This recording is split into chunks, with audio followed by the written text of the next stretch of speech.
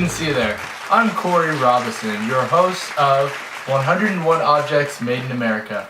Today we've got a special treat for you.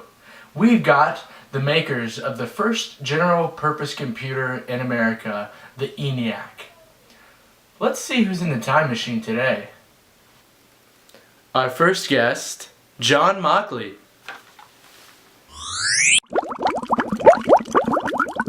Whoa! John! Hey, I'm here! John! Yeah, man! Wow! Have a seat. Such a pleasure. Have a seat.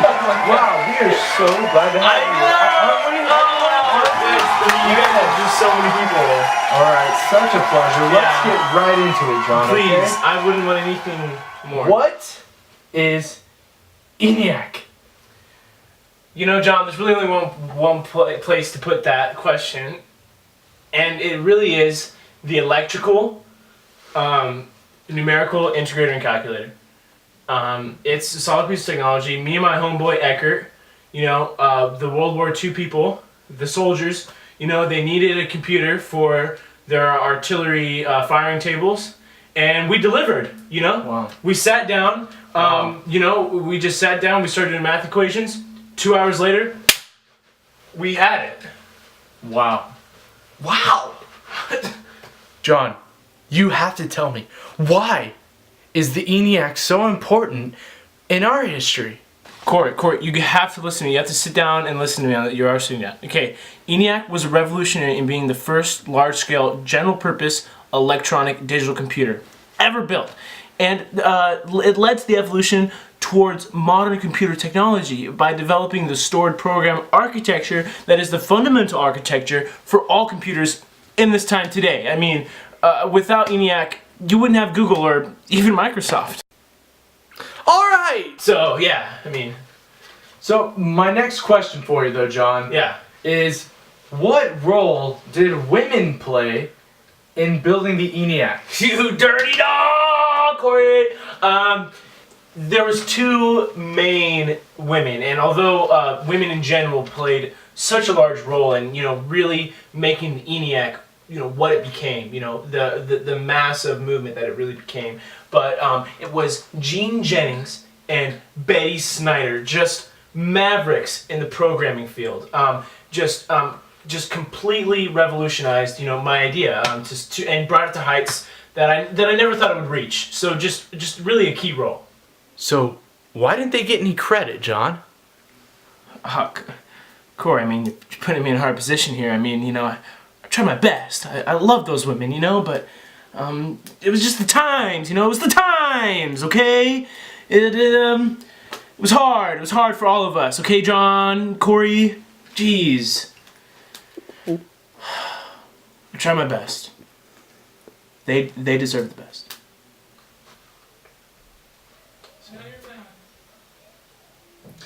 Alright, John, let's get into this seriously, okay? Now, why women? Why did you pick these group of 6 extraordinary women to help you program and help you with the coding with the ENIAC? Well, like I said before, Corey,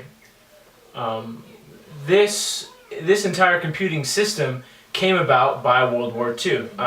It was influenced by the needs of the war, and you know, just like any other war, men and even boys were drafted to help out, and so you know, we were low on staff, and these women who were highly intelligent, highly educated, had you know, degrees in science and mathematics, they stepped up to the plate and they really delivered. All right. Well, I can say on behalf of everyone here, John, we really appreciate it. Oh, guys, you guys are too sweet. Let's give him another round of applause. Oh, man. John, Every one of you. Very good to have you. Thank you so much. I'm going to have to ask you to leave now. Okay, alright. Well, let's go back to our time period.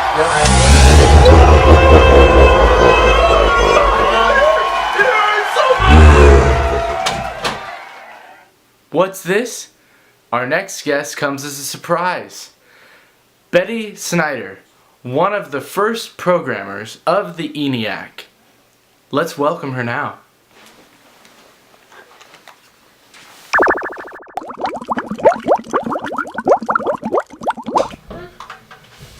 Hello! Hello. Betty! Oh. Hello there!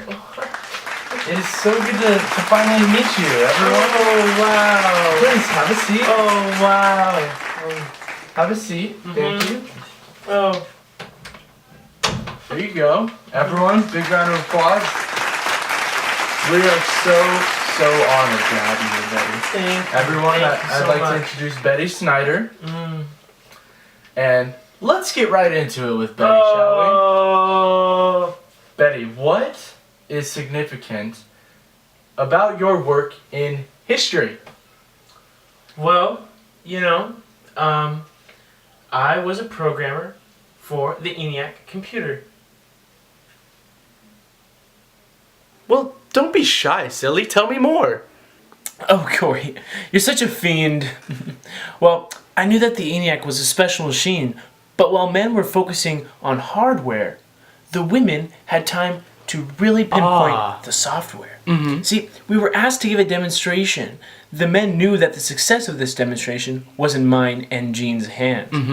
Mockley came by one Saturday with a bottle of apricot brandy to keep us fortified. Oh. It was delicious. A few days later, the dean of the engineering school brought them a paper bag containing a fifth of whiskey. Keep up the good work, he said. Me and Jennings were not big drinkers, but the gift served their purpose. It impressed us with the importance of this demonstration. That is so interesting, Betty. The apricot brandy. I mean, wow. Now, our audience, we really want to know, what was it like working as a woman in this industry? Well, Corey, let me give you an example, alright? Just imagine you've worked basically all your life to this point where, you know, you're being praised for your work. And, you know, they all go out, all the men, you know, once the ENIAC finally is introduced, they all go out to dinner. None of us women are invited. See, the crowd agrees. Huh, it was absurd. I couldn't agree more, Betty. Now, Betty, we're gonna get a little personal, okay? Oh, I don't mind, Corey, you know that. I want to know personally what it was like for you as a woman, having this experience and basically in a blossoming industry, being one of the first. What was that like? It's a great question that hits close to home for me. Now, let me just say, despite our coming of age in an era when women's career opportunities were generally quite confined, we helped initiate the era of the computer. It happened because a lot of women back then had studied math and their skills were in demand. There was also an irony involved. Well, the boys with their toys thought that assembling the hardware was the most important task, and thus a man's job. Right. But if the ENIAC's administration had known how crucial programming would be to the functioning of the electronic computer and how complex it would be to prove, they might have been more hesitant to give such an important job to women. All right, Betty. Wow. Just wow. Now, if our audience doesn't know, let me go over a typical day of Betty. Oh, please, could you do that, Corey? Please. Of course. Please, tell him. Okay. Betty would go in, and the first thing that these 6 extraordinary women would do is they would check for malfunctions in the machines, in the ENIAC. And if any tubes were burnt out, first they would fix those, and then the programming would come into play, and they would sort out this rat's nest of wires. They would make sure that all of the coding was correct. Okay? And that's what programming was like back in that time. Exactly. And the fact that you figured out all of the mathematical equations, the binary code, to put together this system, this computer, we basically have you to thank and these other 5 women for any computer, any operating system, any type of programming that we have today. So I want to thank you, audience, on behalf of the audience, wow. Thank you so much. Yes, oh my gosh, guys. For the smartphones, for the smart devices, Yes. everything's smart now. I really. Thank you. You're welcome. Thank you. You're welcome. All right. While you were programming, we want to know, what lessons did you learn? Well, you know, Corey, there's this whole pool of knowledge, right, that I've gained over the years that I was working on the ENIAC. And I could go on for hours about this with you, okay? But it all comes down to one phrase that I keep on saying. And that is, look like a girl, act like a lady, and work like a dog. Okay. Well, good motto. What do you think, guys? Oh, wow. I am sincerely grateful that we were able to speak to Betty Snyder. Oh my God, this is much. Such a treat. Such a treat. We want to thank you for everything that you've done for this country. And we give you our recognition. Isn't that right, guys? Oh my gosh. Yes.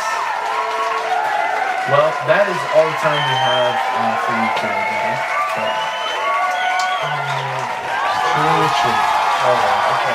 And Thank you. We'll see you later.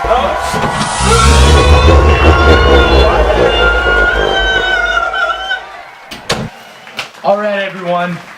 How did everyone like our guests, huh? It was great. It was very good. Very happy to have them. Let's recap a little bit what we've learned so far. Now, John Mockley was our first guest. He was an engineer. He designed, along with the help of his partner, Eckert, he designed the ENIAC computer as an engineer. Then we were able to speak to Betty Snyder, one of 6 women who programmed the ENIAC. Now, why were women programming? Well, we were in the midst of World War II. All of our boys are overseas fighting a war. Who's left? The women. The women who were educated in mathematics and science, they were the ones that were drafted to build this ENIAC. Now, the ENIAC never actually was able to perform its duties in World War II because it wasn't released until after the war. But from that computer, we received the groundwork and the foundation for every piece of programming we have yet to have and now have. Next up, we've got one of your favorite bits, Man on the Street with Gary. Let's go to him. Hey, it's Gary Bear out here. About to ask some people some questions. Let's ask these people. First day on the job. No, it's not. I've been doing this for years. Hey, how's it going? Oh, hey. Hi. What's up? Hi, I'm Gary. And your name is?